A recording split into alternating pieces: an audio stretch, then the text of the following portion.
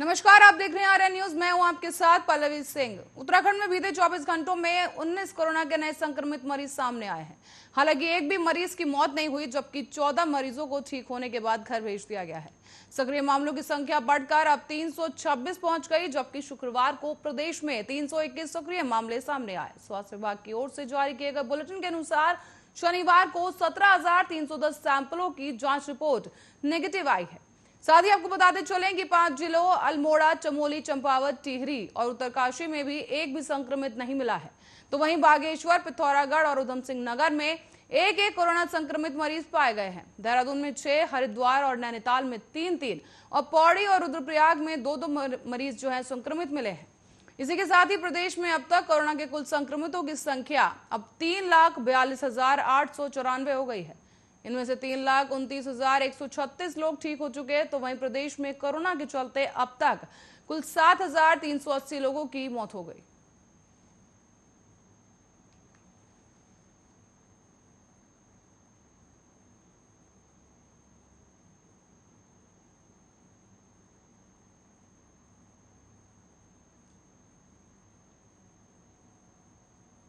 रानी पोखरी के ज्वाखर नदी के ऊपर बने मोटर पुल के 2 हिस्सों में टूटन के बाद अब लोनिवी नेशनल हाईवे डिवीजन को डोईवाला ने नए मोटर पुल के सर्वे का काम शुरू कर दिया है। आपको बता दें कि इस मोटर पुल के लिए निर्माण के लिए केंद्रीय सड़क निधि बजट से पहले ही स्वीकृति दी जा चुकी है। यहां पर अब 450 मीटर लंबा डबल लेन का मोटर पुल बनेगा और करीब 57 साल पहले 1964 में ज्वाखर नदी के बने 431 मीटर लंबे मोटर पुल की जगह पर अब नया मोटर पुल बनाया जाना था।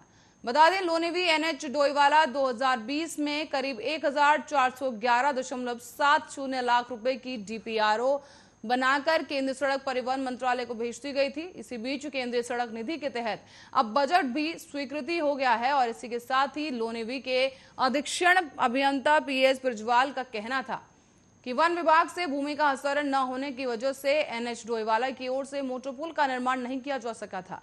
ऐसे में शनिवार को लोनिवी डोईवाला डिवीजन के इंजीनियरों ने पुल के प्रस्ताव स्थान को सर्वे किया है, जहां लोनिवी एनएच डोईवाला के सहायक अभियंता प्रवीण सक्सेना ने बताया कि रानी पोखरी में डबल लेन का 450 मीटर का पुल प्रस्तावित है। पुल के लिए बजट पहले ही स्वीकृत रखा गया है।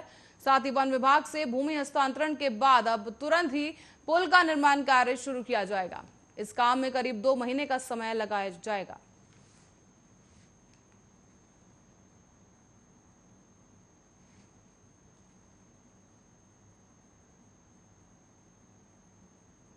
वहीं एसटीएफ ने प्रेमनगर के ढूंगा गांव में चल रहे फर्जी कॉल सेंटर पर छापा मारकर वहां से 2 युवकों को गिरफ्तार कर लिया है। कॉल सेंटर से अमेरिका के लोगों को टेक्स सपोर्ट के नाम पर ठगा जा रहा था और उन्हें फर्जी एंटीवायरस बेचकर अच्छी खासी रकम भी ऐंठी जा रही थी। बताते चले, कॉल सेंटर का मुख्य संचालक और उसके 3 साथी एसटीएफ की पकड़ में फिलहाल नहीं आ सके हैं और इनकी तलाश में एसटीएफ ने दबिश देना शुरू कर दिया है। एसटीएफ एसएसपी अजय सिंह ने बताया कि प्रेमनगर क्षेत्र में एक फर्जी कॉल सेंटर संचालित होने की सूचना मिल रही थी।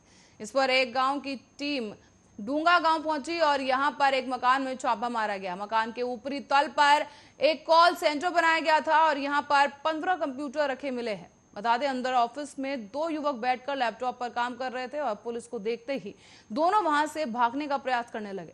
दोनों को पकड़ लिया गया और आरोपियों ने बताया है कि एक फर्जी कॉल सेंटर है। इसके माध्यम से अमेरिका के विभिन्न राज्यों में लोगों को फोन कर उन्हें टेक्स सपोर्ट के नाम पर ठगा जाता था।